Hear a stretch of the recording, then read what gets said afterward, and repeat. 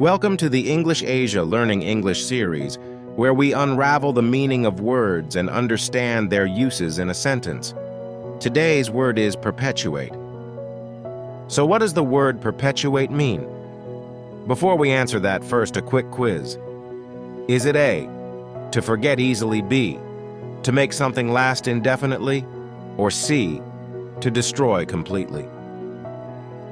Before I give you the answer, let's explore the word perpetuate a little more. This term finds its roots in actions or decisions that have long-term impacts, stretching beyond the present moment into the future. For example, the new policy aims to perpetuate positive changes in the environmental sector, ensuring a greener future for all. In essence, perpetuating something is not about a fleeting moment, but about creating an enduring legacy that withstands the test of time. Now the answer.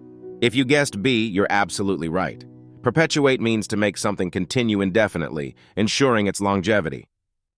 So, next time you come across something worth preserving, think about how you can perpetuate it, because some things are meant to last forever.